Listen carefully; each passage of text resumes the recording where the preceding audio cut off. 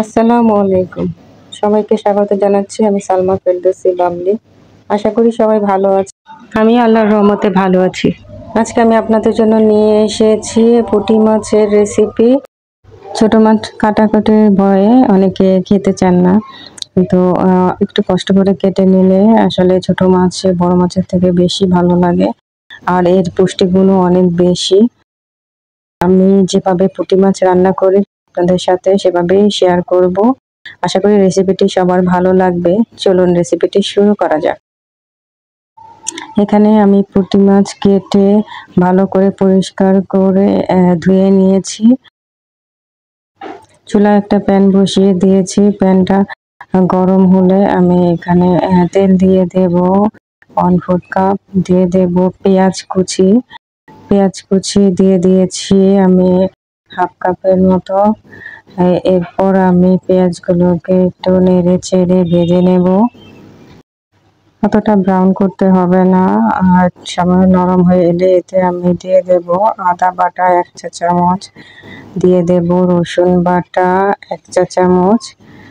এখন আদা রসুন বাটাটাকে আমি একটু নেড়ে চেড়ে ভেজে নেব এর কাঁচা গন্ধটা যাওয়া পর্যন্ত।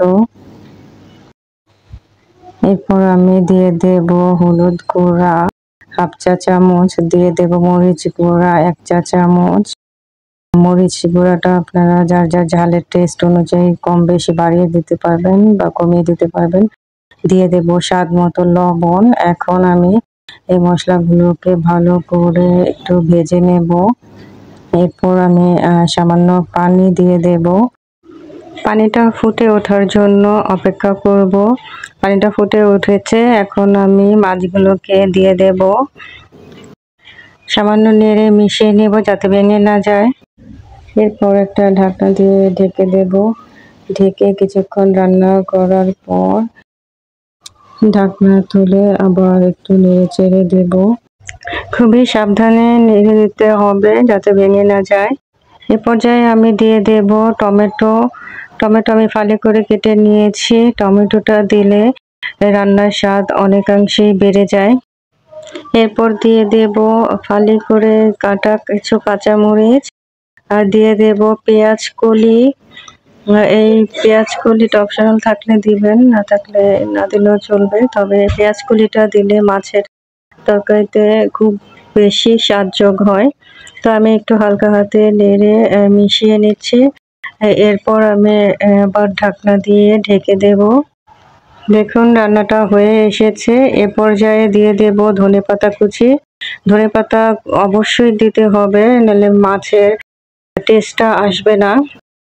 আর যে কোনো মাছের তরকারিতে ধনেপাতা দিলে টেস্টটা আরো বেশি বেড়ে যায়। আমার রেসিপিটা রেডি, এখন গরম ভাতের সাথে জমে যাবে। আশা করি রেসিপিটি সবার ভালো লেগেছে। রেসিপিটি যদি ভালো লেগে থাকে বেশি বেশি করে শেয়ার করবেন, আর লাইক কমেন্টস করে আমাকে উৎসাহিত করবেন। আপনাদের এক একটি কমেন্ট আমাকে অনেক বেশি উৎসাহিত করে আরো নতুন নতুন রেসিপি করার জন্য। আবার হাজির হব নতুন কোনো রেসিপি নিয়ে। সবাই ভালো থাকুন, সুস্থ থাকুন, সুন্দর থাকুন, নিরাপদে থাকুন। আজ এই পর্যন্তই। আল্লাহ হাফেজ।